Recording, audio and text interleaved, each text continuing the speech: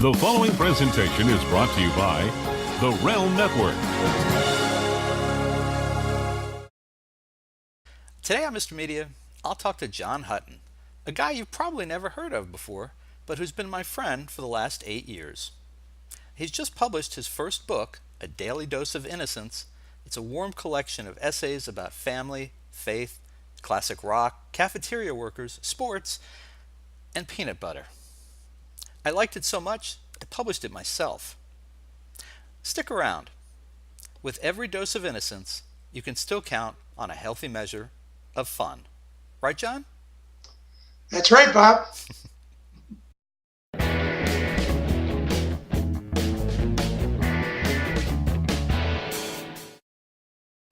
So much media, so little time. Who keeps track of it all? That would be me. This is Bob Andelman, and this is the Mr. Media Interview, brought to you today by Amazon.com. When you visit MrMedia.com and click on any of the links to purchase books, music, movies, gift certificates, or anything else through our Amazon link, you support this free video podcast. Whenever you need something else from Amazon, please consider returning to MrMedia.com to order it. It doesn't cost you any extra, and we sure appreciate the support. And don't forget, MrMedia.com has more than 1,200 celebrity audio and video interviews archived on the site. That's hundreds upon hundreds of hours free entertainment. Subscribe for free on MrMedia.com and you'll instantly get an email every time a new interview is posted. You can also watch and subscribe to the show on YouTube, Vimeo, Dailymotion, the Realm Network, and Frequency.com. And if you preferred to just listen, Mr. Media is also available for free on iTunes, Spreaker, iHeartRadio, Stitcher, SoundCloud, Blueberry, TuneIn, Blog Talk Radio, Podfeed.net, and Player FM. You can subscribe to any of those services and never miss another episode. Finally, you can interact with Mr. Media Interviews on all kinds of social media, including Facebook, Twitter, Google+, and more. Friend or follow us, we'll friend or follow you back. Thanks for listening. Thanks for watching. Mr. Media is recorded live before a studio audience full of former bankers who will never get their memoirs published if I have anything to say about it. In the new media capital of the world, St. Petersburg, Florida. John Hutton and I have spent hundreds of hours together watching preteen girls. All right, don't get the wrong idea. We're soccer coaches. At least we were for many, many years. One day, standing on the sidelines, or maybe it was on a long bus ride for an away game somewhere, John started telling me about this book he was writing. It sounded very personal, with short essays about everything from being a fraternity brother at Wake Forest to following his father into banking, and from the joys of volunteering to the mysteries of fatherhood. For years, I teased my friend about finishing his book so I could read it. Well, it literally took years, but he surprised me one day and said it was done. Now, I had to read it. That created a new problem. What if it was terrible? What if I hated it? How would I tell this man that I'd come to think of as a brother that he couldn't write? Sometimes, my friends, I worry too much. A Daily Dose of Innocence, as John calls it, is a delightful read, full of down-to-earth homilies, advice, good cheer, insight, and a spot of sadness here and there. It is remarkably reflective of my friend's joie de vivre and his ability to lift the spirits of anyone he meets. The book is faith-based at times without being preachy, which is a great part of its charm. Not only did I love the book, but I decided to publish it myself under my new imprint, Mr. Media Books. I don't know how I could recommend it any more strongly to you than that. John Hutton, welcome to Mr. Media. Thanks, Bob. Great to be here. Good to have you. Good to see you, my friend. So, John, banker, husband, father, I had to write this down. Grandfather, preschool teacher, girls soccer coach, writer. What made you ever think that you had a book in you? Bob, that's a great question. It's just one of those things that came up after I retired from banking and moved down here to Tampa from Newburgh, New York, and I had some free time on my hands. My brother Bob, who passed away a couple of years ago, had written some memoirs and some genealogical tracts about our family, and I think that inspired me a little bit, and just got involved that way. So it's been a labor of love for about the last 5 years. And can you explain in your own words kind of what holds a daily dose of innocence together? Well, I think it's a collection of very short stories that bring back a lot of touching memories to me, as well as some advice that I hope to be able to give to folks, in my generation and maybe a little younger as well. Just some plain old unfancy language advice about life and some of the great things that occur in it. When is that point, John, in life when you realize that you actually have advice to give to people? Well, I certainly can't point to an exact moment, but I can say with some assuredness that once I had children start into my life, which was about 13 years ago, and when I hit that magic age of 50, which was just about the time the good old millennium came in, and everybody thought that computers were going to crash and we were all going to just croak right then and there. I think it was right after that I got kind of inspired to try to do something more with my life than I had up to that time. I thought the answer was going to be when I had kids. Because well, a little after that. All right, because it sort of seems like after you've been a parent for a number of years, maybe 5, maybe 10 years, you sort of realize that you've been dispensing advice and direction to someone. Maybe you never thought you would do it, whether it's you or me or anyone else, and then suddenly it comes a little more easily over time, doesn't it? Well, yeah, I think it certainly does. I think at the time I was trying to dispense that advice to my 3 kids, I was so caught up in my job and the pressures of work and a lot of other organizational things that I had been involved with, pardon me, at my church and at other volunteering in the community. I guess I was just too caught up in the now to really reflect back on some of the memories that I had up to that point in my life. And what inspired the title, A Daily Dose? That's a great question. I belong to a Presbyterian church here in New Tampa, and our pastor, Freddie Fritz, who's a South African by birth, but a fairly new American citizen, preached a little sermon on a Christmas Eve a few years back, and he mentioned this daily dose of innocence in his sermon. So I credit Fred with the help for that title. It just stuck in my brain.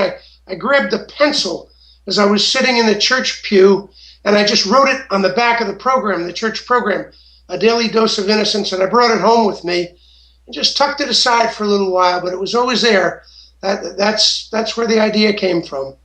Yeah, it matches up to the content very well, I think. I remember the first time that I read the manuscript, I knew I was in trouble when it brought a tear to my eye more than once, and I kind of wanted to ask you, what were some of the tougher things that you wrote about?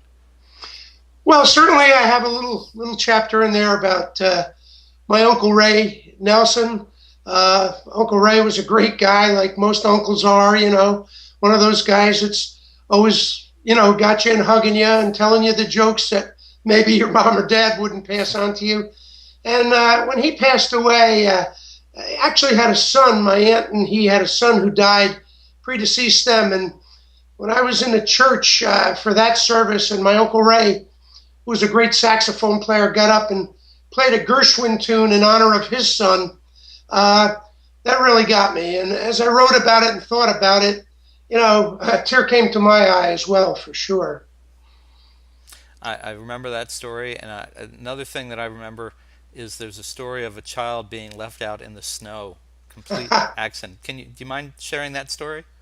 Well, that was my son Spencer, and he was in half-day kindergarten at the time, and it was in the depths of winter, and my wife and I both worked, and he would get the bus home at about 12 o'clock, and we had a babysitter, I guess you'd call him a child sitter, who was always there to pick up Spencer. at the bus stop. Well, this one particular day, for some reason, the child sitter forgot. And of course, it was snowing, and Spencer got off the bus, and no one was there. He walked home, and he came right back because he did what he was told to stay put, and the snow was piling up on him. And of course, I only found out about this later. And thank goodness my good friend Bob Patterson, who lived in the neighborhood, but who never came home for lunch, just happened home that particular day, saw Spencer standing there shivering in the cold, took him in, got him into his house, warmed him up, and of course called us so we could come and get him. So that was quite a moment, and one I'll never forget.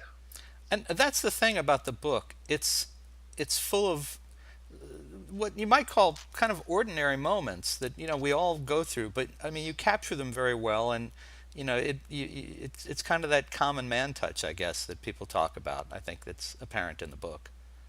Well, I appreciate that. That certainly was in the back of my mind. Although I use some personal stories, I also try to have a more universal appeal in the book to the common man and woman, if you will, by just some general thoughts as well as those that touch me in particular personally. Well, okay, let's talk common for a minute. You loved telling me for years that you had written a chapter about peanut butter.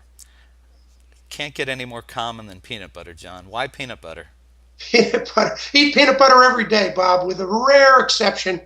Met a guy when I was a teenager, and we used to go camping up in the Adirondack Mountains in upstate New York, and I met a fella up there who worked at a gas station, a service station, as they used to call them, Bob, where they'd come out and pump your gas and wipe your windshield down for you. And I just blurted out to him, because he was an older gentleman. I said, "How old are you?" I think he told me he was 93 years.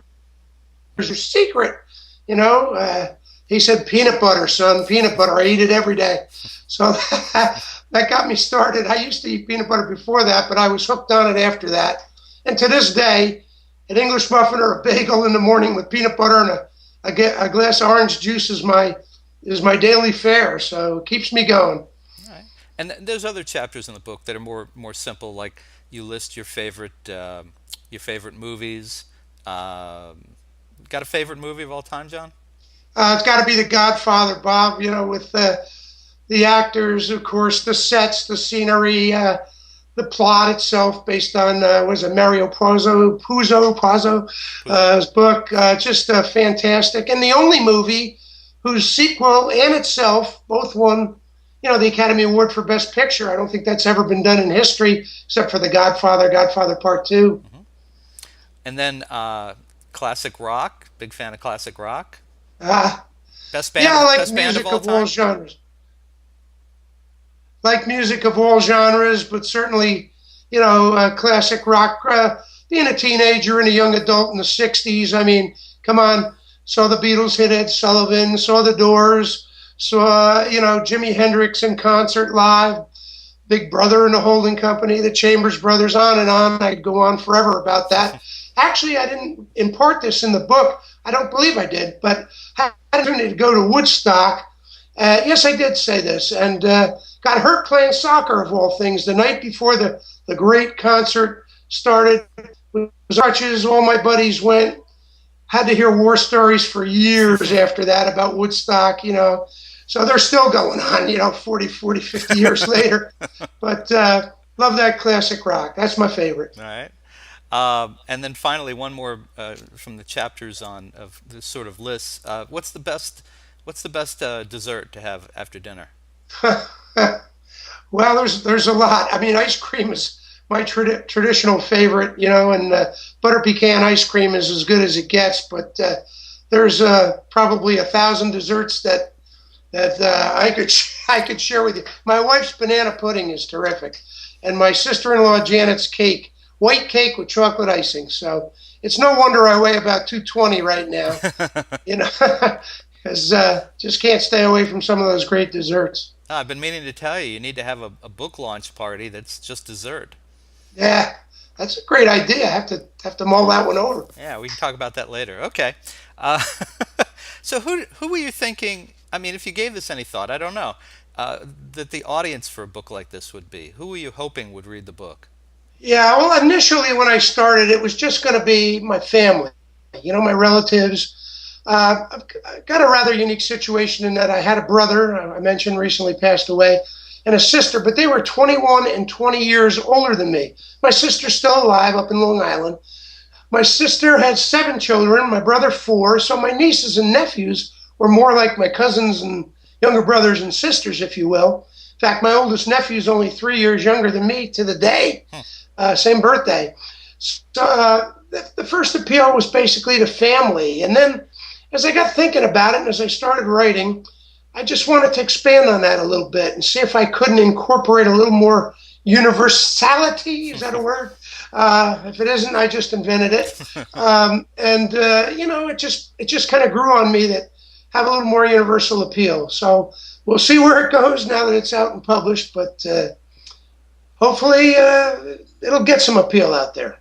Well, speaking of that, you managed to keep the contents of the book a secret from your family all these years. I still can't believe Bonnie, your wife, did not read a page of it. She wasn't curious. She never. Now that she's read the whole book, she hasn't admitted that she'd been peeking over your shoulder or sneaking into the computer to read it at night.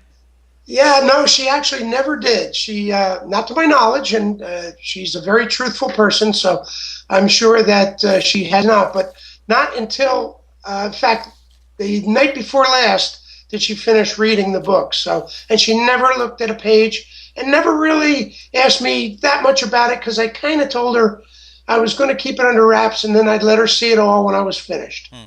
And now that she's read it, did she feel that maybe you gave away too much, or uh, you know? No, she gave me a 5-star review on this, and I was very happy because I was a little nervous about a few of the things that I mentioned, and there's nothing that controversial, but I didn't know if she would necessarily agree with my points of view. So, but she seemed to enjoy it very much. Good. I told you I thought that she would.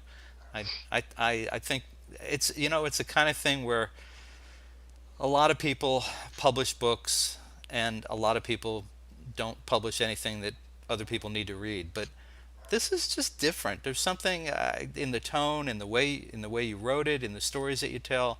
I think it's pretty universal. Yeah, I mean, you use the word universality. It's pretty universal. I think anyone could get something useful from reading the book. So our commonality, of course, at least at the beginning, there's been a lot more, was our interest in coaching girls soccer. You did it many more years than I did. You've got your kids are a little older than mine. What kept you coming back to soccer all those years? You know? Yeah, well, all 3 of my children played growing up in youth leagues in high school and so on and so forth. So I was involved in it very early on, at a time when girls really had to play on boys' teams. When my oldest daughter, Amber, started playing, she had to play on a boys' travel team for a couple of years. And then, of course, the soccer mom thing started coming into vogue, and more young ladies played. And I just stuck with it there. I enjoyed it so much. Gave it up for a while when I went away to college. But then after getting married, coming back, I had played myself in high school. In fact, I was on the very first boys soccer team that my high school, Newburgh Free Academy, had back in 1966. But gave it up for a while in college, etc. But then after my oldest daughter turned about 7 or 8 years old, read an article in the paper, local paper, about the town recreation department league and got involved volunteering there and just fell in love with it. So enjoyed it ever since.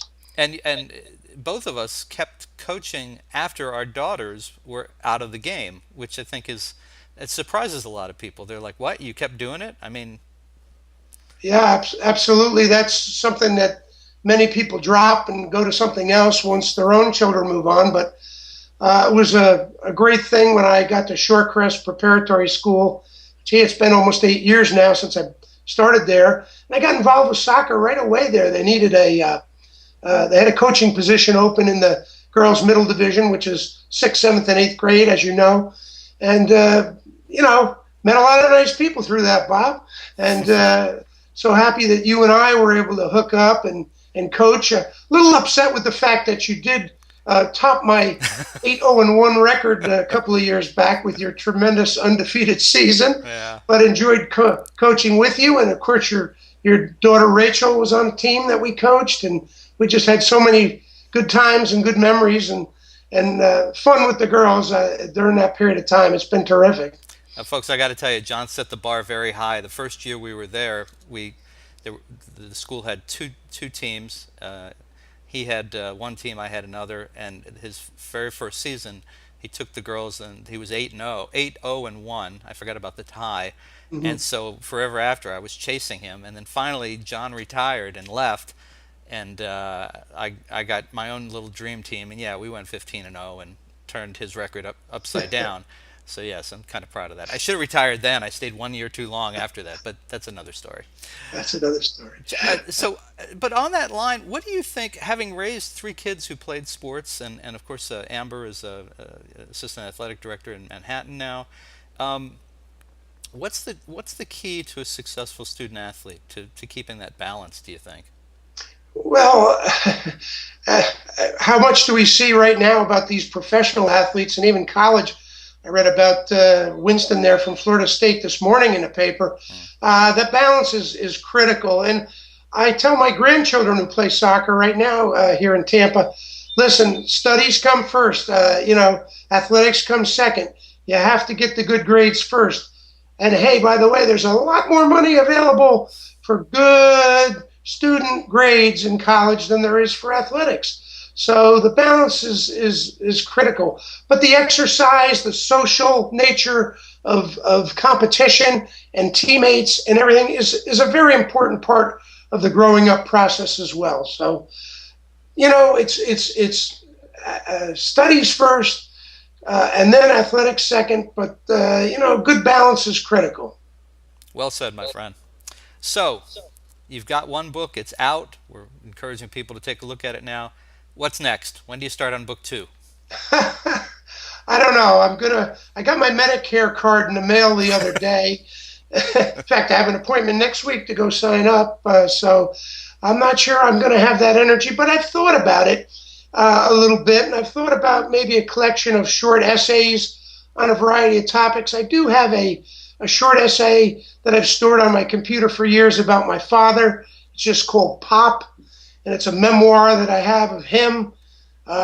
He was 45 years old when I was born, so a little unusual in that when I got to be a teenager, he was darn near 60 and ready for retirement, but still a great influence on my life. A lot of great memories of my father, who lived to be 92, died in his sleep on his 92nd birthday, and I still have a lot of fond memories there. So I was thinking about that and some other subjects, maybe for a little book of short essays. So we'll see. All right. Well, you know who to come to first. Absolutely. All right. Well, folks, listen, you can find John Hutton's new family and faith-based book of short essays. It's called A Daily Dose of Innocence. It's in great bookstores everywhere. Any bookstore in America can order it for you, or you can order it right now at a great price at MrMedia.com. And if you watch the show, you know how this works. If you're watching on MrMedia.com, below the video screen, either over there or over there, is the cover of the book. You can click on it right now, and Amazon will send it to you via drone within 30 minutes or less. Or if you're not in an area that they're serving with drones, you can get it in a day or two very quickly. And get that Amazon Prime so you don't have to pay for shipping. John, I think, as I recall, people can find you on Facebook if they look. Yes, they can, yeah. All right. And Sure. there is a page about your book on MrMediaBooks.com, MRMediaBooks.com. And I got to say, as a friend for many years now and continuing, I'm very proud of you for getting this done. I think you wrote a terrific book, and I hope everybody will give it a look. And John, thank you for joining us on Mr. Media today. Thank you, Bob. Thanks so much, and hearing a wonderful friendship with you.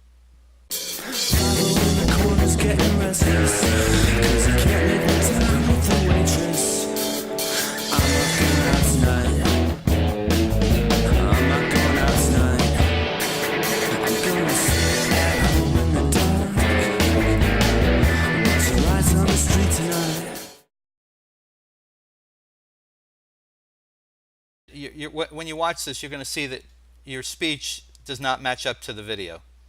Okay. I have no control over that. So